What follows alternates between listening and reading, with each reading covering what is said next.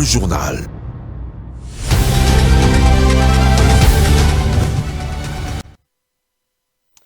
Le point sur l'actualité, mesdames et messieurs, bonsoir et bienvenue sur Mondico Télévision.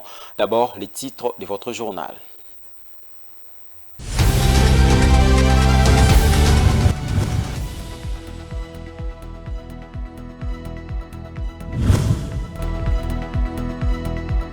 Le chef d'État et de gouvernement africain reconnaissent formellement l'agression de la République démocratique du Congo par le Rwanda via le M23, qui est sommé de respecter la feuille des routes de Luanda et de Nairobi pour se retirer du territoire occupé avant la fin du mois de mars prochain. Les épreuves des préliminaires pour les autodidactes des examens d'État se sont déroulées le dimanche 19 février sur toute l'étendue du territoire national. À Kinshasa, c'est Madame la vice-ministre de l'enseignement primaire, secondaire et technique qui les a lancées. Contre-performance pour le club congolais engagé dans la deuxième journée des interclubs de la CAF, mis à part le Daring Club Motema Pembe qui a fait match nul. V-Club, FC Saint-Éloi Lupopo et les tout-puissants Mazembe ont été tenus en échec.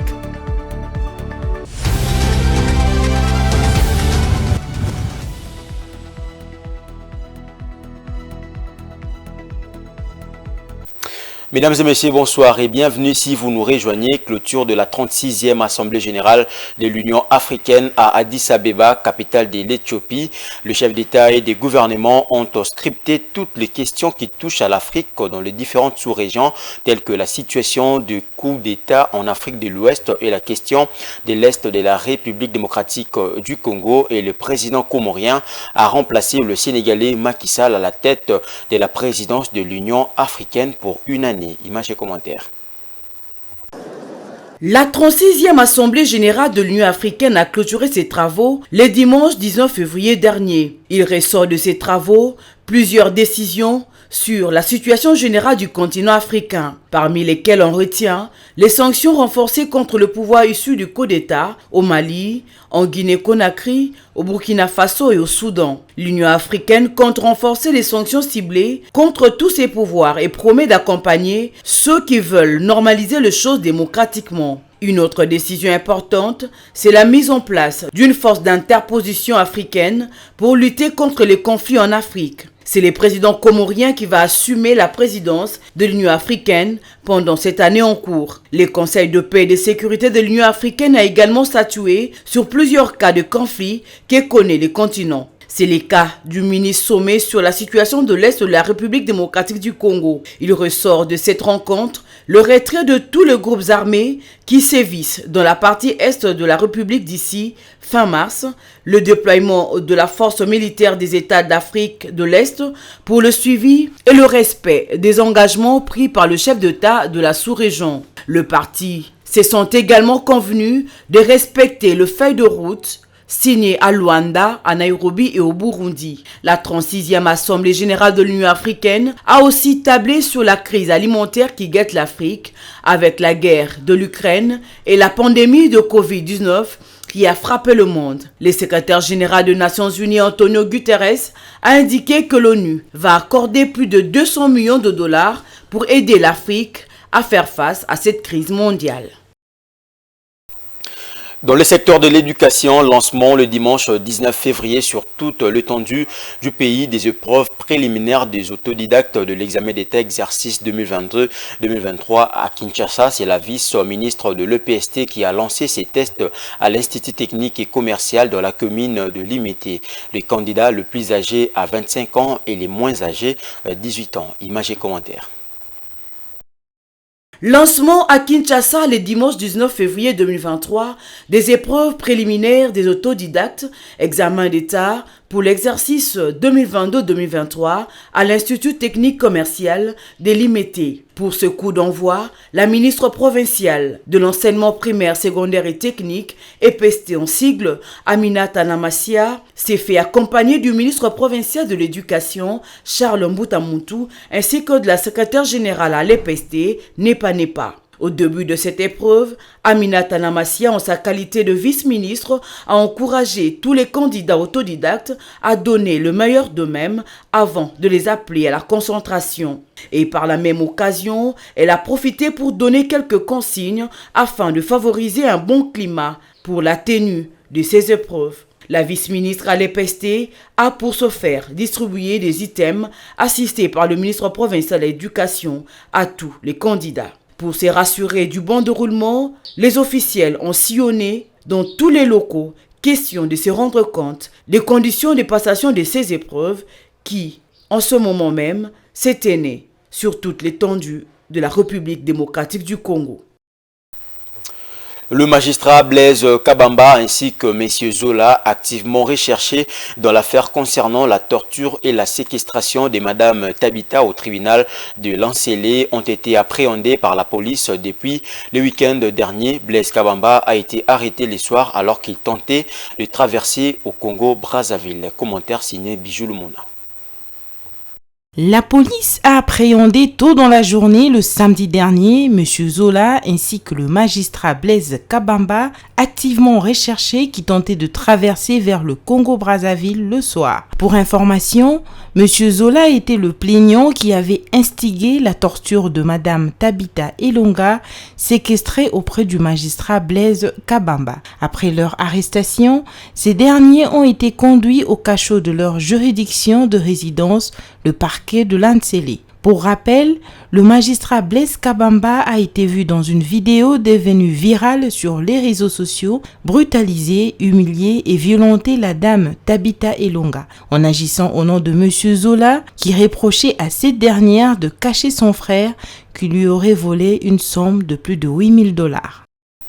Poursuivons ce journal dans les soucis de poursuivre la mission pour la recherche de la paix dans l'ex-province du Bandundu, précisément à Kwamut. Faustin Bimissia, président de l'ASBEL, le jeune authentique et visionnaire du Grand Bandundu, Javiba en sigle, a été reçu ce lundi 20 février par le président de l'ECID, Martin Fayulu Madidi, qui a encouragé et a en même temps interpellé la jeunesse congolaise à s'élever pour la paix dans l'est de la RDC. Ranta Luyela et Vite. Nous venons d'être reçus par le président Martin Fayulu Madidi en sa qualité de grand notable du Grand Bandundu. Comme vous le savez, qu'en décembre 2022, nous avons effectué une tournée dans le triangle Kwamut-Bagata-Kenge. À la clôture de notre tournée, nous avons été reçus par Monseigneur Jean-Pierre Kwambamba pour solliciter aussi son accompagnement par rapport au processus de la paix dans les grands Bandundu d'une manière générale et les triangles Kwamut-Bagata et Kenge en particulier. Et nous sommes en train aussi, comme nous organisons des conférences de jeunes dans les triangles Kwamut-Bagata Kenge, vous savez, dans tout conflit, les victimes sont souvent les jeunes, soit par manipulation, soit victimes comme acteurs. C'est pourquoi nous, en tant que structure des jeunes du Grand Bandundu, nous sommes en train de sensibiliser la jeunesse de cet espace dans la paix et la cohabitation pacifique entre les jeunes. C'est pour cette raison que nous sommes venus consulter des grands notables du Grand Bandundu pour avoir son avis. Et nous sommes très ravis parce qu'en tant qu'homme de paix, il nous a encouragés dans notre démarche de promouvoir la paix et la cohabitation pacifique dans l'espace Grand Bandundu d'une manière particulière et de la RDC en général. Il s'est inquiété par rapport à la situation qui prévaut à l'est du pays. De l'insécurité règne dans cet espace et il nous a aussi encouragé à sensibiliser la jeunesse de la RDC à participer et à soutenir nos frères et sœurs de l'est du pays. Parlons santé à présent. C'est depuis le jeudi dernier que le 11e congrès de pédiatres de la République démocratique du Congo a ouvert ses portes. Ces travaux se sont inscrits sous les thèmes santé de l'enfant congolais dans les contextes de post-Covid-19, état des lieux et perspectives. Laetitia Moulalou pour ses commentaires.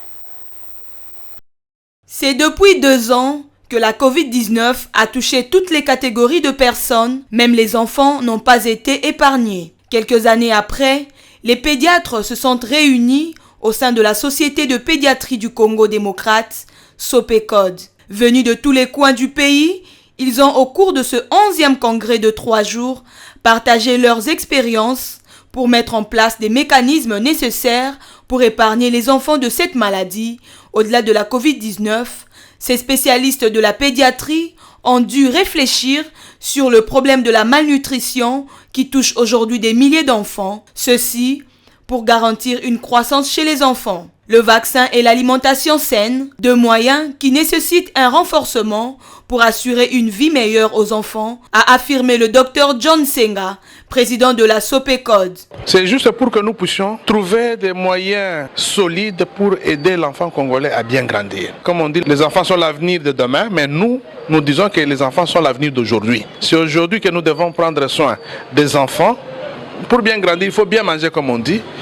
La malnutrition, ça bat le plein dans toutes les provinces. Nous devons faire des propositions concrètes au gouvernement pour que les enfants congolais ne souffrent pas de la malnutrition. Les recommandations des 10 travaux seront soumises aux autorités compétentes pour être mises en application. Dans le reste de l'actualité, toujours dans le cadre de l'opération Kinshasa Bopeto, le bourgmestre de la commune de Selembao continue à rappeler leur population à l'ordre. Il les invite à respecter les heures et les jours du salongo spécial de chaque samedi dans leur juridiction, dans le but de réussir l'opération lancée par le gouverneur de la ville-province de Kinshasa. Cet éveil de conscience a eu lieu le week-end dernier dans les différents quartiers de cette municipalité. Rose Kindela et Deo Chilombo pour plus de détails.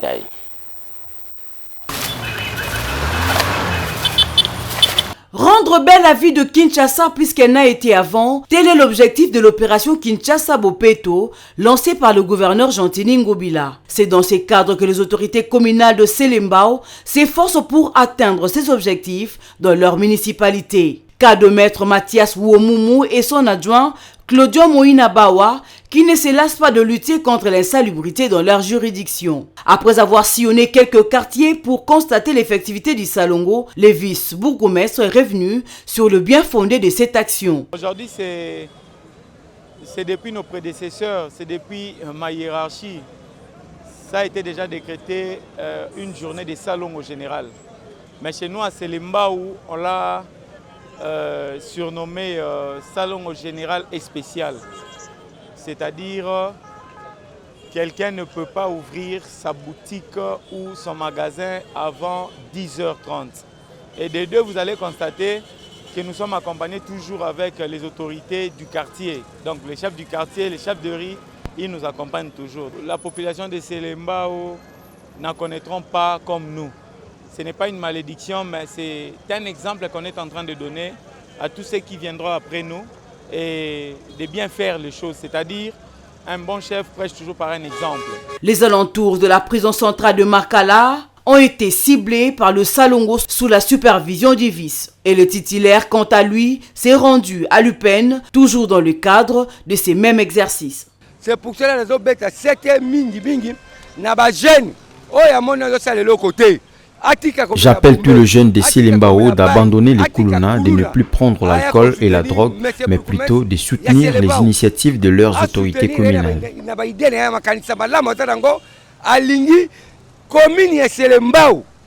C'est reconnu, il y a une loi en la matière. Je t'ai accompagné de mon adjoint pour voir si notre population respecte le salongo spécial de chaque samedi. Comme vous voyez, nous sommes là à l'UPEN. Je suis très fier et heureux car ma population respecte le salongo spécial. Le bourgmestre de Selembao ainsi que leurs administrés sont déterminés chaque samedi à rendre propre leur commune, une façon de répondre à la vision du premier citoyen de la ville. Un mot de culture dans ces journaux. Ngaliema pour Yesu, Ngaliema pour Jésus-Christ, tel l'intitulé du concert que l'artiste de gospel Maman Micheline Chabani a tenu le week-end dernier au terrain de Binza à Météon dans la commune d'Ngaliema. Cette représentation musicale couverte par Mondico Télévision a connu plusieurs temps forts. Nous vous proposons un extrait de l'événement.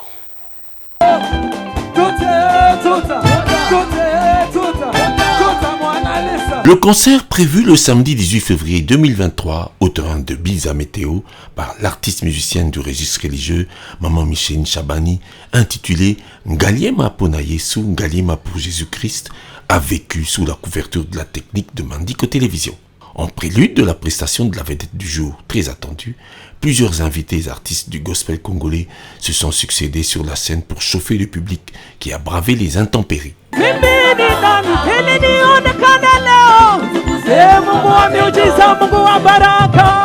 Juste après, le moment attendu est finalement arrivé, l'entrée en acte de Madame Micheline Chabani qui a prouvé tout son charisme et son emphase avec un public totalement acquis.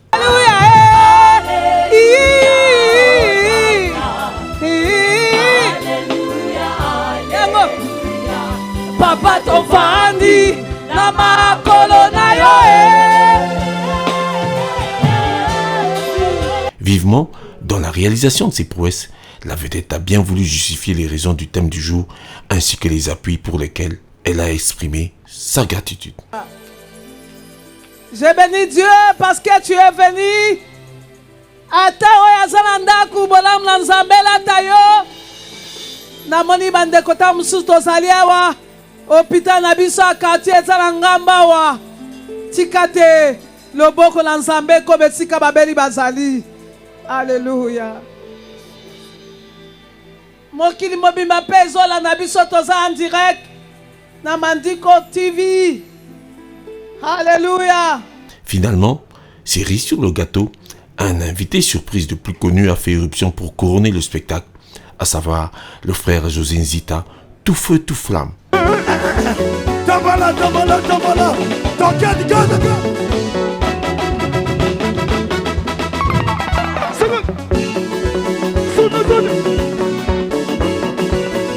Au finish, c'est un coup de chapeau à la collaboration de Mandiko TV et la grande artiste musicienne de gospel, Maman Micheline Chabani, qui a fait merveille.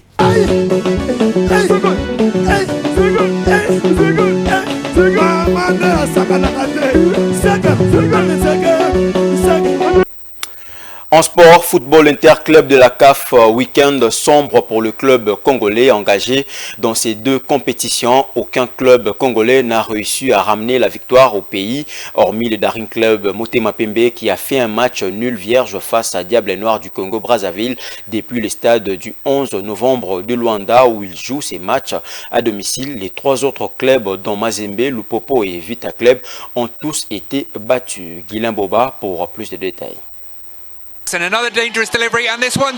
La deuxième journée de la phase des groupes des interclubs de la CAF n'a pas du tout souri au club congolais. En effet, au stade de Lévi-Mwanawasa en Zambie, le FC Saint-Éloi Lupopo a concédé ce dimanche 19 février sa deuxième défaite consécutive devant les Sud-Africains de Marumo Galan après avoir perdu lors de la première journée face à l'USM Alger. Reçus par les Tanzaniens de Young Africans, les Corbeaux de Lubumbashi ont quant à eux été corrigé par les coéquipiers de Djouma Chabani sur la note d'un but contre 3. Et dans la soirée, les Immaculés ont réalisé leur deuxième match nul devant les Brazzavillois de Diable Noir. Revenant aux cheminots de Lubumbashi, les poulains de Mohamed Nagasuba n'ont pas saisi l'opportunité de se refaire la santé à domicile, bien que jouant en Andola. En Zambie, les Sud-Africains ont profité de la largesse défensive de Lupopo pour tuer le match dès la première minute de la partie avec les buts d'Envelacé à la 24e minute et de Shiva Viro à la 43e. Malgré le but de Patou Kabangu Mulota à la 82e minute de jeu, les protégés de Jacques Yaboula vont s'incliner pour la deuxième fois de suite dans la phase des groupes. Suite à cette défaite de trop, les Lumpa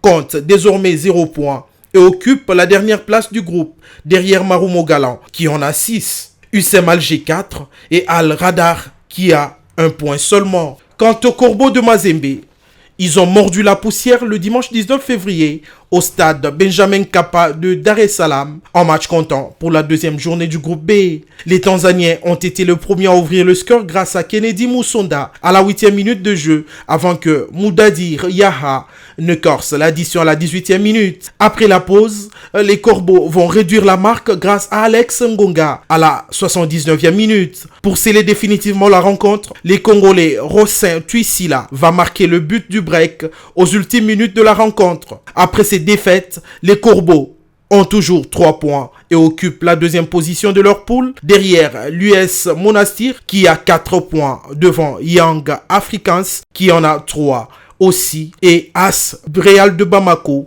qui en a un seul. Parmi les ambassadeurs congolais, seul le Daring Club Motema Pembe a pu sauver sa peau en concédant un deuxième match nul et vierge consécutif face à Diable Noir de l'autre rive du fleuve Congo après avoir accroché la SEC Mimosa chez lui au stade Félix Houphouët-Boigny lors de la première journée. Jouant ces matchs à domicile au stade du 11 novembre de Luanda, les Immaculés ont pu résister et obtenir le score des 0 buts partout, bien que dominés sur l'ensemble du match. Nonobstant quelques occasions de Platini Mpianamo Zinzi et de Ricky Toulengue, les Immaculés n'ont pas pu créer la différence dans une rencontre qu'ils n'ont pas pu contrôler. Pas en mesure de faire tomber son adversaire du jour pour décoller, le Daring Club Motema Pembe se contente de ce nul et espère faire la différence lors des prochaines journées. A noter qu'après ce match, les Tupamaros comptent 2 points de sortie. Derrière Rivers United, 3 points. Son adversaire du jour en compte 4 et reste leader du groupe. Bref, le manque de championnat a fortement pénalisé les représentants congolais aux compétitions africaines lorsqu'on sait que la veille, jouant ses matchs à domicile à Brazzaville, V-Club avait perdu devant Petro Atlético de Luanda 2-1 dans le cadre de la première journée de la phase des groupes de la Champions League africaine. Very, very close and in on the rebound and we do have a third goal. Et puis la majorité des journaux parus à Kinshasa, c'est lundi 20 février 2023, ont accordé leur manchette aux résolutions du dernier sommet de chefs d'État et de gouvernement à Addis Abeba en Éthiopie. Suivez la revue de cette actualité sur une sélection de la rédaction.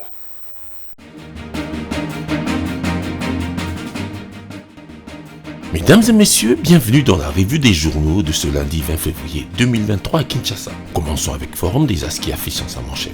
Addis Abeba, l'offensive diplomatique de Félix Tshisekedi paye, rapporte-t-il, pour signifier que la RDC va bénéficier en 2024 d'un siège de membres non permanents au Conseil de sécurité de l'ONU, cela grâce au désistement du Burundi. Cela servira sans aucun doute à bousculer les choses. Pour la tempête des tropiques, c'est l'une des résolutions du dernier sommet de l'Union africaine à Addis Abeba qui prend sa une en ces termes. L'Union africaine exige le retrait du M23 de l'Est de la RDC. Ceci ressort de la réunion des chefs d'État et de gouvernement. La prospérité pour sa part revient sur la même question en relevant un autre aspect pour lequel il écrit que le Rwanda a été reconnu agresseur par les chefs d'État africains. C'est une avancée pour Félix Tshisekedi qui engrange une fois de plus de nouveaux succès diplomatiques. Même refrain avec le phare qui indique que Addis Abeba a été une large victoire diplomatique pour Félix Tshisekedi, d'autant plus que les résolutions de Luanda et de Nairobi ont été entérinées au cours de ce 36e sommet continental. L'avenir de son côté fait remarquer que Tshisekedi gagne des points pendant que Paul Kagame est minorisé dans la balance de chefs d'État et chefs de gouvernement réunis en Éthiopie. Finissons avec un coup d'œil sur Le Monde à l'université. Ce magazine qui consacre plusieurs articles à l'insécurité en indexant le phénomène kidnapping et ses conséquences. Le banditisme qui s'est répandu avec la justice populaire expéditive qui se réveille. Merci pour votre attention. C'est tout pour la revue, mesdames et messieurs. Ce journal est terminé, mais si vous nous avez pris en cours de diffusion, retenez ceci.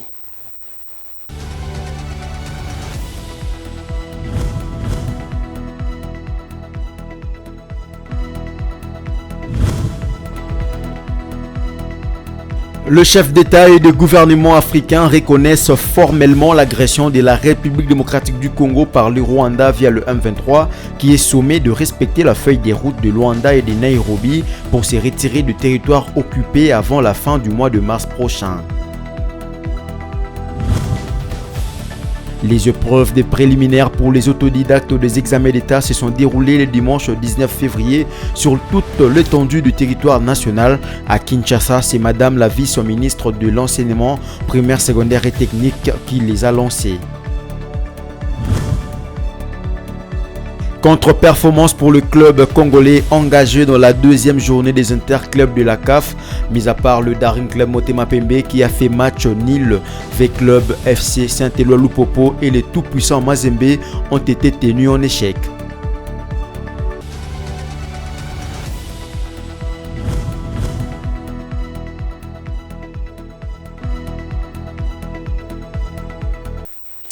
Ainsi s'achève cette grande édition du journal. Mesdames et messieurs, merci de l'avoir suivi et bonne suite des programmes sur Mondico Télévision. Une pensée, un écrit.